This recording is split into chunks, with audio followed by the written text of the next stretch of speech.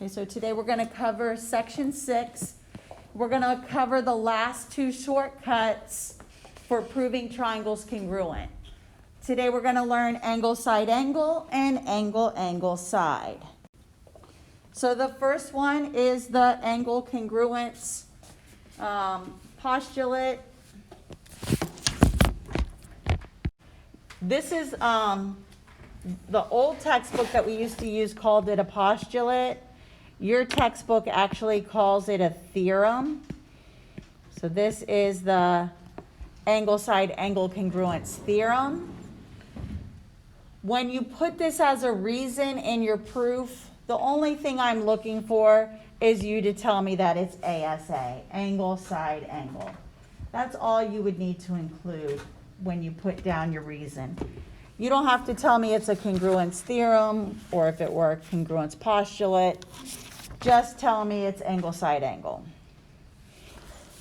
Now I'm going to go ahead and remember that when you are using this angle, side, angle congruence theorem, what it states, if two triangles and the included, this is the main thing here, if the included side of one triangle are congruent to two angles and the included side of the second, then the two triangles are congruent. So let me go ahead and write a statement for these two. So you could state, based on matching everything, that triangle ABC is congruent to triangle DEF. And if you were writing this as your last statement in your proof, your reason would be ASA.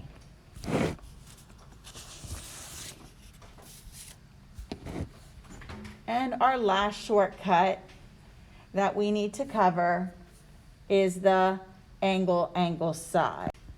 Keep in mind that what I underlined here in red, the included side, the side that is marked with the congruence has to be between the two angles that have the congruent symbol.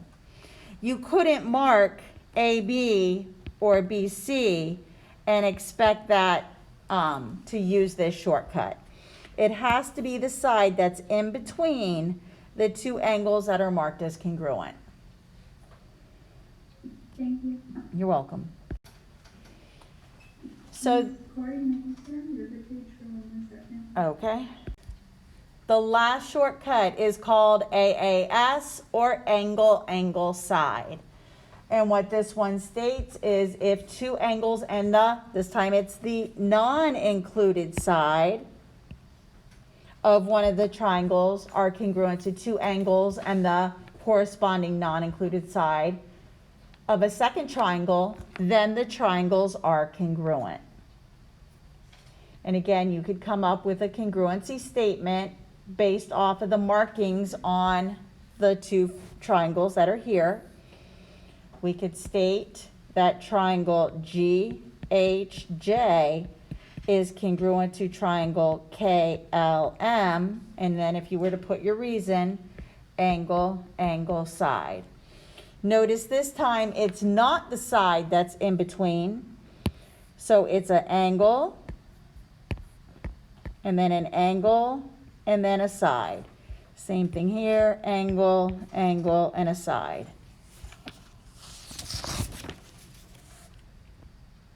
So slide are the 5 shortcuts. There's no notes to fill in. It's just like a little reference sheet for you. Remember, we learned side, side, side, side, angle, side, hypotenuse, leg, and then the last two, the angle, side, angle, and the angle, angle, side.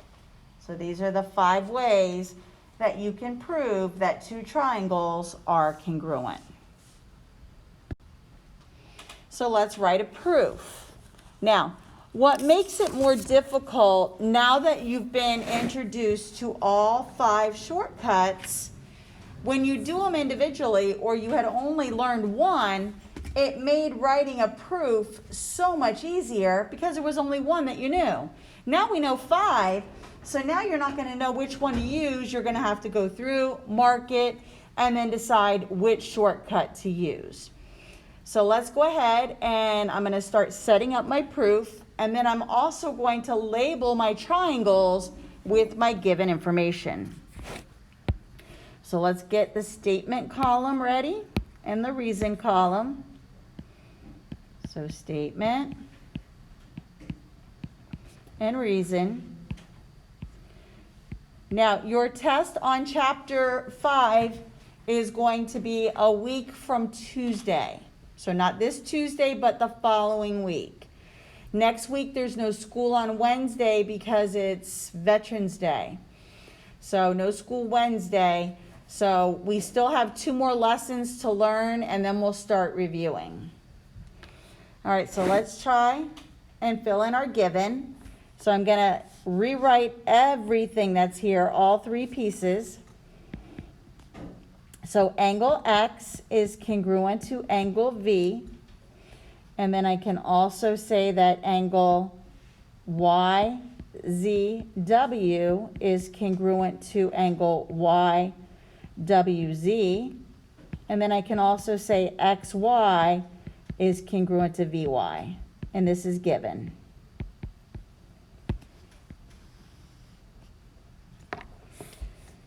I'm now going to go over to my picture, and I'm going to highlight the 2 triangles that I know I need to get enough markings on to show they're congruent. So I'm expected to try to prove that Y, or XYZ, so this one here, is congruent to this one here. Now I'm going to go through and label my given. So I was given that angle X is congruent to angle V. I was also given that angle YZW is congruent to YWZ. So those guys right there. And then I was also given that side XY is congruent to VY. It wants me to prove those 2 are congruent. So now I need to figure out what other piece do I need to get in here. So I've learned all 5 shortcuts. I could maybe see if I could get another side in there to do side angle side. I can't use hypotenuse leg. There's no 90-degree angle. I think what I'm going to try to do is angle side, and what I'm going to bring in, a lot of times it's obvious when the 2 triangles are touching each other, because then you have a reflexive side. Or if it's like a bow tie, and then you could do vertical angles. So sometimes there are proofs that are easier than others. This one's a little bit more challenging. We're going to reach back to the beginning of the year and bring in our linear pair postulate and show that 2 angles are supplements. So what I'm going to do is state that this angle right here plus this angle right here, this is a linear pair, and so is this one over here. So I'm going to go ahead and state that angle XZY plus angle YZW equals 180 degrees. Then I'm going to do that other linear pair there and state that angle YWV plus angle YWZ equals 180. And the reason why I can state that is the linear pair postulate. Now what I'm going to do is take these 2, and because they both equal 180, I could do a substitution. So I'm going to set this one equal to this one. So I'm going to substitute this one in for 180. So I could say the blue one, which is WZY plus angle YZW equals the red one, YWV plus angle YWZ. And you could either say that this is substitution or transitive. Do this maybe in another color so it shows up. So I'll just say it's substitution. If you put transitive there, that was fine because the 180s cancel. Now I'm going to go back and grab one of my givens. I'm going to do a substitution now. So what I'm going to do is I'm going to take out this, and I'm going to put what this equals, which is YWZ. So now I'm going to say that angle XZY plus, and then I'm substituting angle YWZ equals, and then it's the same thing on this side that's written right above it. The reason why I want to do this is I want to be able to use my subtraction property of equality. So this is also substitution. This one couldn't be transitive, it would have to be substitution. Now, if you notice, on both sides of my equation, I have angle YWZ. So now what I'm going to do is use my subtraction property of equality and subtract this from both sides.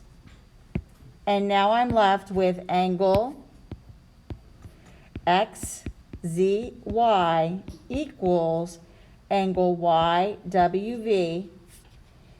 And that reason, are my things misnumbered? Let's see, 1, 2, 3, 4, 5, 3, 4. Oh, these two. So that was given. These two are linear pair. 3. Okay, this one shouldn't have had a number. Those are together. So this is 3, this is 4, and now I'm on 5. So angle, reason 5, this is subtraction property of equality, because I subtracted the same angle from both sides. And now let me add that to my picture. I can now put in congruency marks on XZY, which is right here, 1, 2, 3, 1, 2, 3.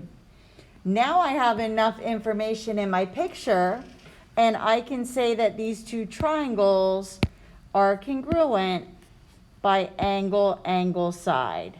So it goes from an angle to a side. Same thing here, angle, angle, side.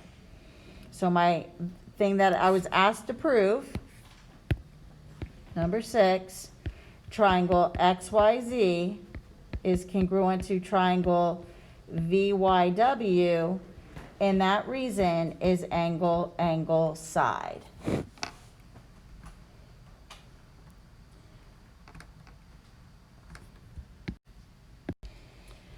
Okay, so again, let's get it set up with our statement column and our reason column. I'm going to list all of my given. JL bisects angle KLM, and I'm given that angle K is congruent to angle M, and this is given. So I only have 2 triangles here, so it's easy to see what I'm trying to prove is congruent, the JKL, and I'm trying to prove that it's congruent to JML. I've already been given that angle K and M are congruent. It's already marked here. I'll go ahead and make it a little darker. So this is congruent here. The next thing I was given was that this bisects this angle here. Recall back from the beginning of the year that when you have something that bisects an angle, it now makes 2 congruent angles. So now I know that this angle is congruent to this. Now I can't just mark my figure. I actually have to go in there and state that in my proof. So what I can state is that angle KLJ, write that a little neater, KLJ is congruent to angle MLJ, and that reason is definition of an angle bisector.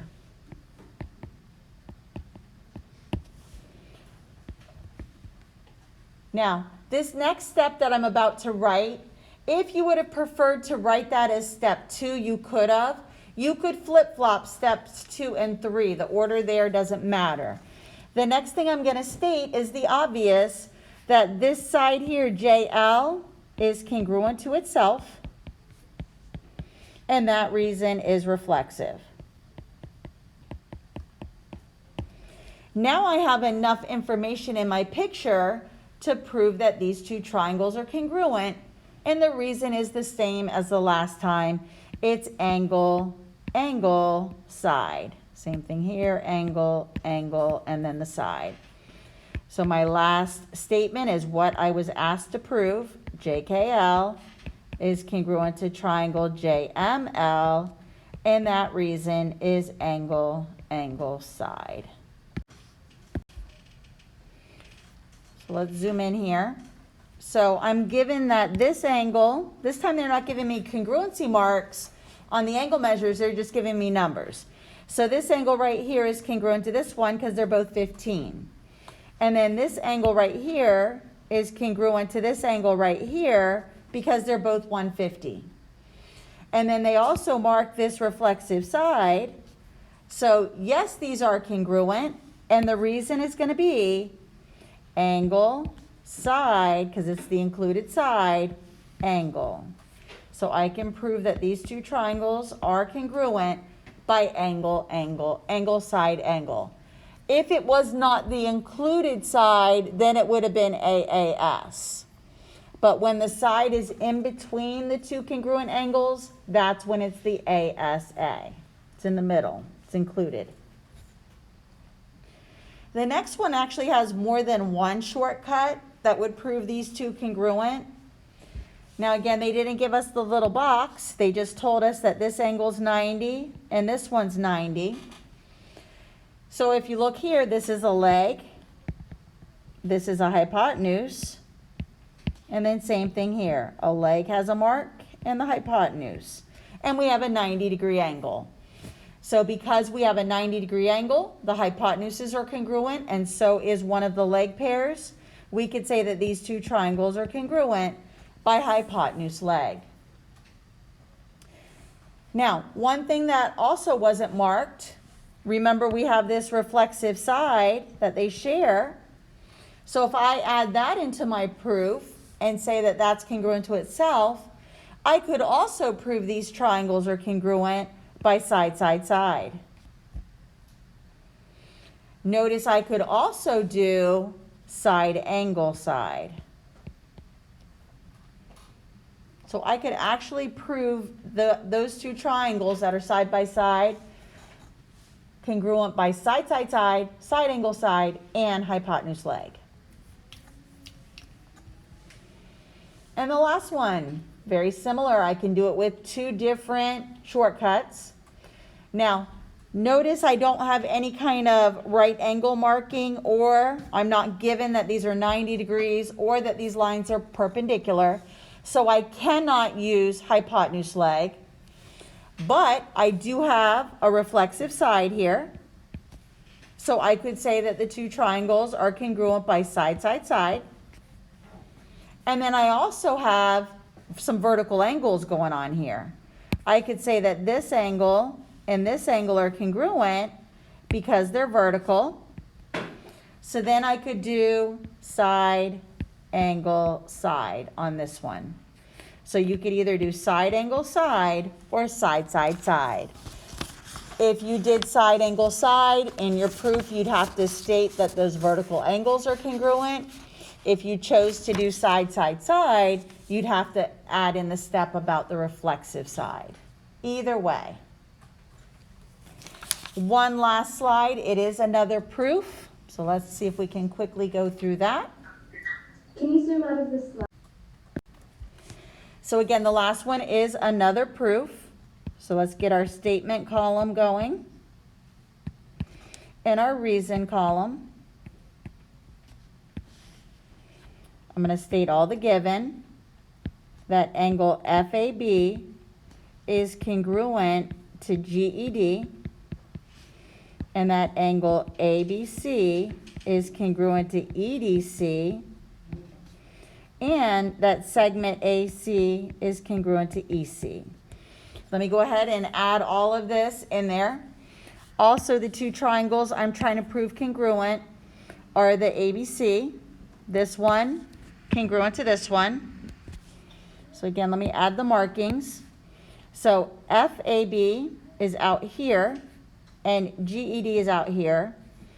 ABC is up here and EDC is up here. And then the sides that are congruent are the AC and the CE, or the CE or EC. Okay, so very similar to the other one, we're going to bring in our linear pair postulate so we can do angle, angle, side again. So I'm going to again show that I've got a pair of supplements right here, linear pair, right here and here. So this was given. So now I'm going to show that FAB plus angle CAB equals 180, and that angle GED plus GED plus CED equals 180. And this is your linear pair postulate. Just like before, I'm going to do a substitution because they both equal 180. Now I'm going to set this one, this one equal to this one. So I'm going to state that FAB plus CAB equals GED plus CED. And this is substitution.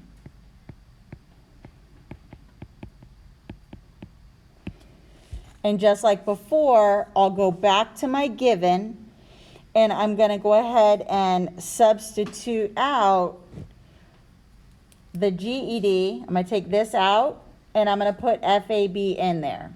So that way I can use my subtraction property again. So this side stays the same, FAB plus CAB. And now I substitute for GED. I'm going to put FAB in there. And then the CED, substitution. And now I'll subtract out the FAB from both sides.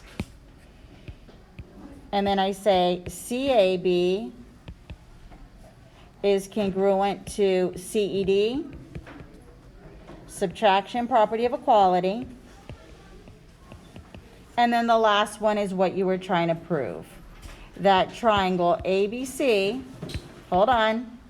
is congruent to triangle EDC, and that is angle, angle, side. And that's it.